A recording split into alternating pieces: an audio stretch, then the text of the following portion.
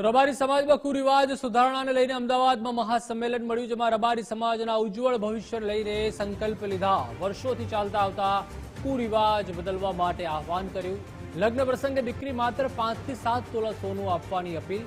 પશ્ચિમી સંસ્કૃતિના રિવાજો સમાજમાં ન લાવવા અપીલ. શ્રીમંત વખતે બેબી શાવર આયોજન ન કરવા સમાજને જાણ. અને લગ્ન સગાઈમાં માત્ર વેવાઈને વ્યવહાર કરવા સમાજને સૂચના આપવામાં આવી.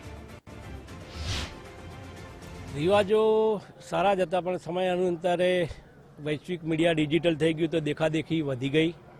લગ્નમાં સોનું આપવાનું પ્રમાણ અતિશય વધી ગયું. બધાની સક્ષમતા હોતી નથી. કંઈ કાડાવળી બીજી વ્યવસ્થા કરતા હોય છે અને ક્યાંક ને ક્યાંક પ્રસંગ જે સૌને કમ્પલસરી હોય, જે પિતા હોય ને દીકરીનો હોય કે દીકરાનો હોય, પ્રસંગ કાઢવો પડતો હોય છે. ક્યાંક ને ક્યાંક આર્થિક બર્ડનમાં આવી જતો હોય છે. તો અમે એક એવી મર્યાદા કરી છે કે લગ્ન પ્રસંગમાં બને તો આગળ મર્યાદિત 5 થી 7 તોલાની અંદર જ સોનું આપવું. જ્યારે સગાઈ થાય ત્યારે સોનાનો દાગીનો, પછી એની રિંગ સેરેમની થાય તો સોનાનો દાગીનો, એનો ચાંદલો થાય તો સોનાનો દાગીનો, એના મેરેજ થાય તો સોનાનો દાગીનો લઈ જવાનો, એના પલ્લામાં સોનાના દાગીના, પાછી એના સાસરે જઈને આવે એટલે સોનાના દાગીના, ફરી એનું શ્રીમંત થાય ત્યારે સોનાનો દાગીનો, ફરી એનો બાળકનો જન્મ થાય તો એને પણ સોનાનો દાગીનો. એટલે સળંગ આ મોંઘવારીમાં અત્યારે સોનાના ભાવ જ્યારે આસમાને પહોંચ્યા છે, ત્યારે મધ્યમ વર્ગનો અમારો સમાજનો વ્યક્તિ આ ખર્ચાઓને પહોંચી વળે એમ નથી.